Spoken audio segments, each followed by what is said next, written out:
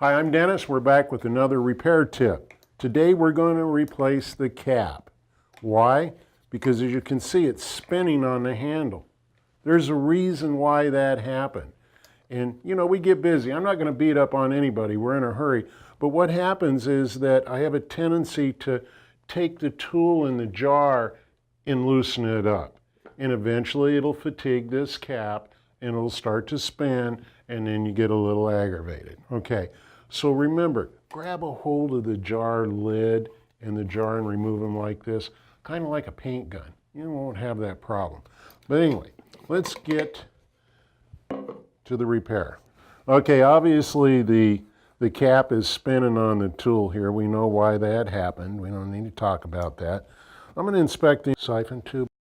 You know, it's got some chemical discoloration to it. It looks a little strange up front here. So I'm going to go ahead and plan on replacing that, since I'm going to go to all this trouble to replace the cap.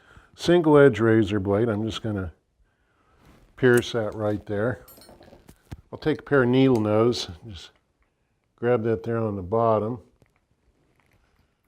pull that off like that, because if you think it's still good, you can get some more life out of it. Let's grab a single edge razor blade here. I'm just going to trim that off. Okay, if you look at it after trimming it and you say, I can still get some life out of that, that's fine. The only thing that's going to be different is that it's not going to be all the way down in the bottom of the cup. But if you're in a situation where you don't have access to one of these, go ahead and cut it down and use it again. You're just going to have some liquid you're not going to make contact with. So we'll set that aside. Okay, the part I'm going to replace it with will be the CT500. Okay, all right. Here's our cap replacement. I'm going to turn it upside down, and there is no washer in here. So what I want to do is I want to reach inside, and we're going to pop out this washer here. I'll remove it from the old cap. I'm going to press it in here. Okay, that's okay to go. Now, how am I going to get a wrench in there? There are some bent box-in wrenches that you can do that, but one easy way to do it, I'm just going to put this in the vise, 24 millimeter socket wrench. I'm just going to take this,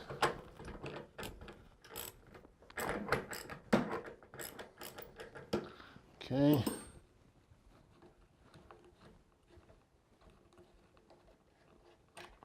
That's a CT419. Those usually hang in there pretty good, not unless it's been attacked by chemical or something like that.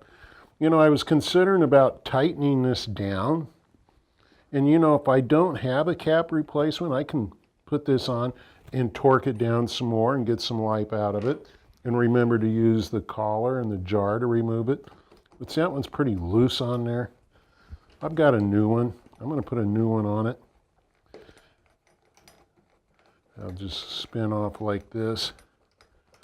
And I'm going to show you really how it's kind of burgered up there a little bit. It's not going to last much longer. Don't waste your time by trying to use this one again. Okay. Got my new cap. So that's on there nice and snug. Okay. Grab my 419. It's that nut that goes between the cap and the air reverse switch itself. I'm going to turn that down like that.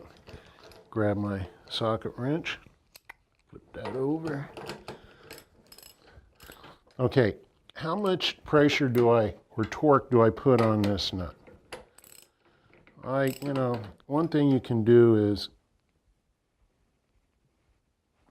if you got a feel for it, you go, that's enough, that's where I'm going to stop. So unless you got a torque wrench that has a PSI or a torque wrench meter on it, don't try it.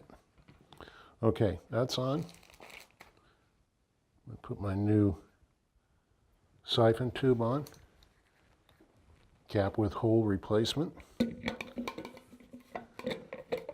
Now it's nice and solid on there.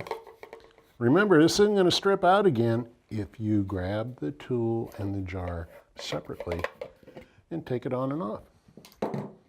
That's a replacement of the CT300 cap with hole. And I'm Dennis.